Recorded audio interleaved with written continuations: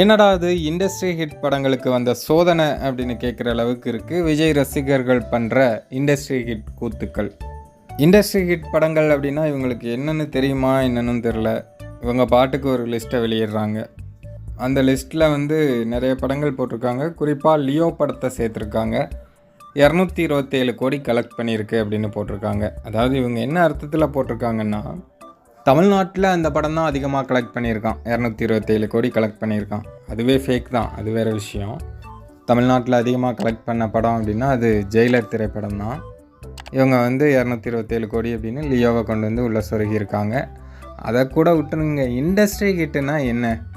இப்போ தமிழ் இண்டஸ்ட்ரி இருக்குன்னா அந்த படத்தில் இதுக்கு முன்னாடி வந்த படம் அதிகமாக எந்த படம் கலெக்ட் பண்ணியிருக்கோ அந்த படத்தோட வசூலை முறியடிக்கிற திரைப்படம் தான் இண்டஸ்ட்ரி ஹிட் திரைப்படம். இப்போது தலைவர் ரஜினிகாந்த் அவர்களுடைய 2.0 எடுத்துக்குவோம். அந்த படம் 850 கோடி பக்கமாக வசூல் பண்ணியிருக்குல்ல. அந்த படத்தோட வசூலை இனி எந்த படம் முறியடிக்குதோ அதுதான் தமிழ் சினிமாவோட அடுத்த இண்டஸ்ட்ரி ஹிட் படமாக இருக்கும். தலைவர் ரஜினிகாந்த் அவர்களுக்கு மட்டும் 15 இண்டஸ்ட்ரி ஹிட் படங்கள் இருக்குது. அதாவது அவர் நடிக்க வந்ததுலேருந்து இன்று வரையும். இப்போது கூட அவர் 2.0 வசூலை முந்தி ஒரு படம் கொடுக்கும்போது தான் அடுத்த இண்டஸ்ட்ரி ஹிட்டை அவர் பதிவு செய்ய முடியும். ஜெயிலர் படம் கூட இண்டஸ்ட்ரி ஹிட் படம் கிடையாது. ஏன்னா 650 கோடி தான் ஜெயிலர் வசூல் பண்ணியிருக்கு. 2.0 850 கோடிக்கு மேலே வசூல் பண்ணியிருக்கு. அதனால் அந்த 2.0வை இனி எந்த தமிழ் படம் வந்ததோ அதுதான் இண்டஸ்ட்ரி ஹிட் படம். ஆனால் அது கூட தெரியாமையா அல்லது தெரிஞ்சு தான் பண்ணுறாங்களாங்கிறது தெரில.